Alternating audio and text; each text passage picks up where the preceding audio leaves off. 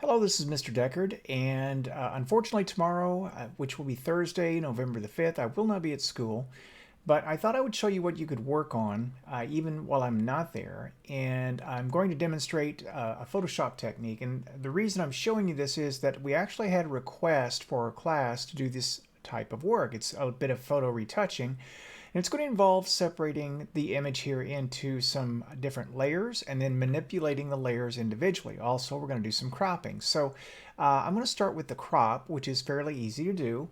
And then from there, we'll move to the selection and then creating the separate layers. After that, I'll show you the manipulation. With a little bit of luck, we're talking about 5 to 7 minutes of video, so let's get right into it.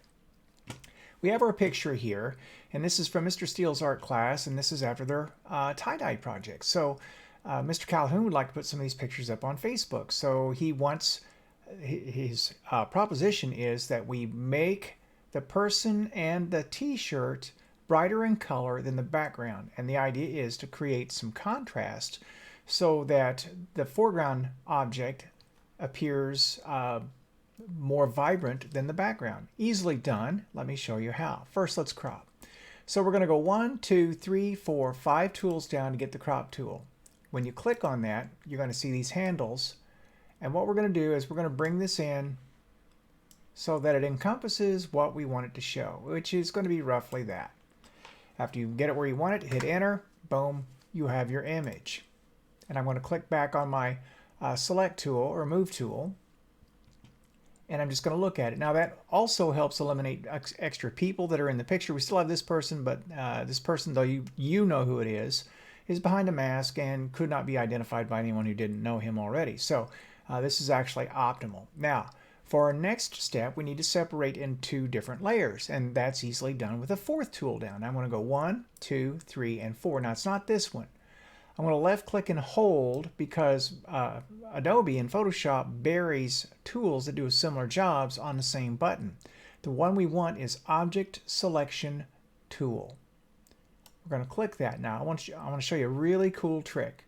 All I have to do is just make a marquee around the person, let go, and you'll notice that now the marquee is sucked in pretty much to the person. I'm going to have to clean up the arm a little bit. But the shirt's all in there. I'm going to have to get that leg too. Now, how do I do it? Well, I'm going to click down here to the mask option. And I'm going to hit Control Plus, which is going to zoom in. Now, if I hold my shift or my space bar down, I can move this down and I can see that I need to paint a leg in. Now, the way I'm going to do that is I'm going to remove the red. So these colors should be set to black and white. If they're not, then you click right here and it will change it to black and white. Now, black is on top, which is what I want. I'm going to grab my eraser right here, and the size is pretty good. I can get in here on the leg. I don't have to do a perfect job because this is not the focus of the attention. I just need to get it close. That's pretty good. All right, I need to slide up a little bit. See, his arm is right here. I need to bring the arm back in. Notice the way I hold my mouth when I do this. It's the whole trick. The mouth is what does it. All right. There's the other arm. I'm going to slide up and get his collar right there. Boom. Get his collar right there. Boom. And I'm just being picky at this point. Get his ear right there. Boom. And that's going to pretty much do it. Everything else is just fine. I'm going to hit Control minus so we can see the whole thing. Looks pretty good, right? Well, this is what tells the tale.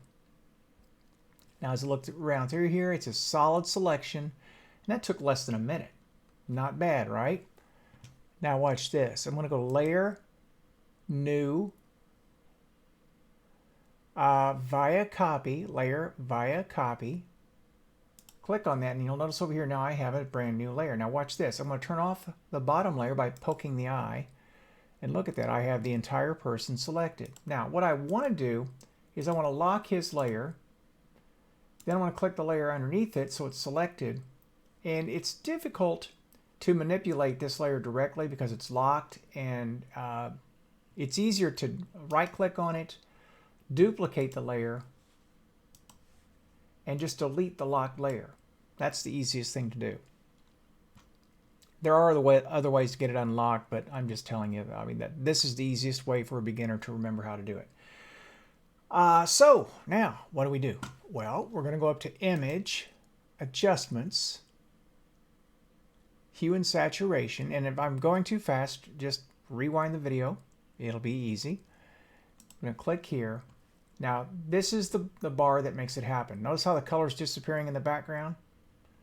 What I set on was -65. That leaves some color in the background, but doesn't eliminate all of it. Boom. And when this is saved, of course, you see that the most vibrant color is in the foreground, but we haven't eliminated completely the color in the background. And this is also why you don't have to be perfect on the edges. You just kind of have to be close. And looks pretty cool, right? This is an effect you see in movies and photography all the time. And this is how they do it. So now we're going to do File, Export, Save for Web Legacy.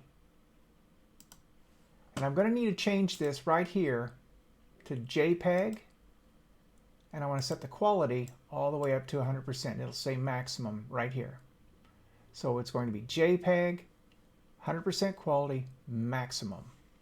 I'm going to hit Save. I want to put it in the directory that I created on my desktop. I'm going to put it right here. I'm going to call it, because I started this earlier, you don't have to name it this way. This is just how I'm naming mine. So I'm calling this 11th _ crop _ retouched. This is for Mr. Calhoun. He's going to be using these. I'm going to hit Save. Then I'm going to hit Close. When I do this, it's going to say Save Changes. I'm going to say Yes.